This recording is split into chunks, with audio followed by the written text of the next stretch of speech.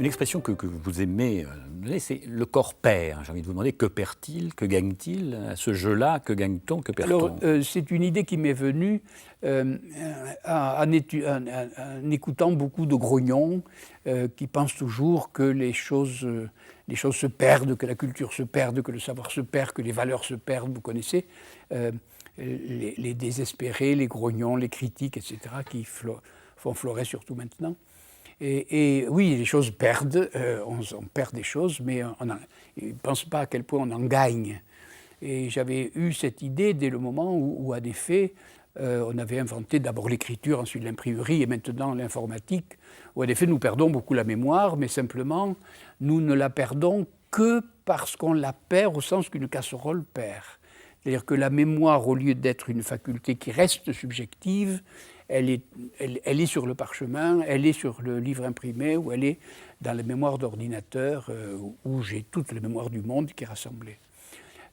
Et j'en ai tiré une idée un peu plus forte que j'appelle exodarwinisme, c'est-à-dire l'externalisation des fonctions du corps dans un objet donné.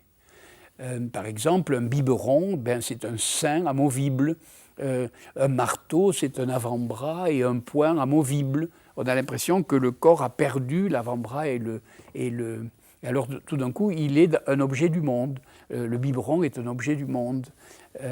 Et ça, c'est vrai pour les fonctions corporelles pures. Par exemple, une roue ne fait que capitaliser les fonctions de rotation de la cheville, du genou, de la hanche.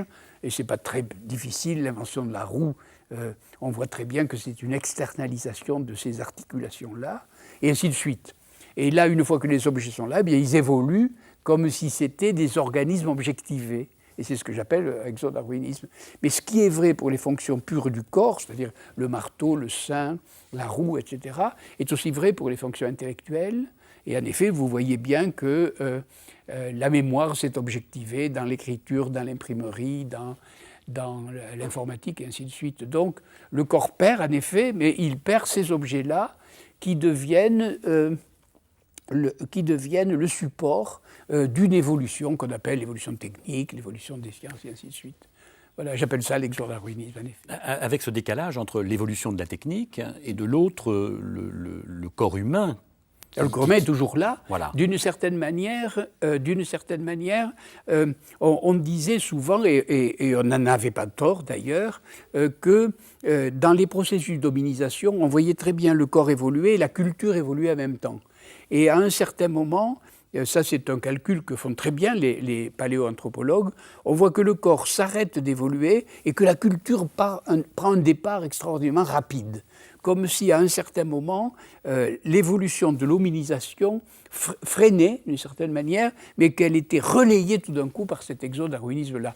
Que le darwinisme propre à l'organisme s'était externalisé dans les objets extérieurs. Et ça, c'est un peu le propre de l'homme, si on ose dire, vous voyez. C'est pas très à la mode de dire qu'il y a un propre, mais ça, on ne connaît pas beaucoup de bêtes. Si, les bêtes commencent à faire un peu des nids, les pivers font des choses de ce genre, les singes aussi. Mais peu à peu, là, il y a un effet de démultiplication fulgurant à partir du néolithique, quelque chose comme ça. Et le sportif, à sa manière, est-ce qu'il ne fait pas évoluer le corps? Est-ce qu'il ne réintroduit pas finalement l'évolution? Il réintroduit d'une certaine manière le darwinisme à l'intérieur du corps. Mais évidemment, il n'a jamais réussi des performances aussi fortes que celles du début, c'est-à-dire celles qui nous ont permis de passer de 4 pieds à 2 pieds, celles qui nous ont permis de perdre tous les poils, etc., qui sont quand même des transformations que le sport n'arriverait pas à réaliser. Et au fond, les réalisations du sport, c'est Sisus, Altius, Fortius, c'est-à-dire les règles des Jeux Olympiques, aller plus loin, aller plus vite, aller plus fort, etc. Mais on pourrait donner aussi la même récompense aux danseurs, la même récompense aux artisans, la même récompense à tous ceux qui ont des conduites corporelles. Il n'y a pas seulement les sportifs, il y a aussi ceux-là.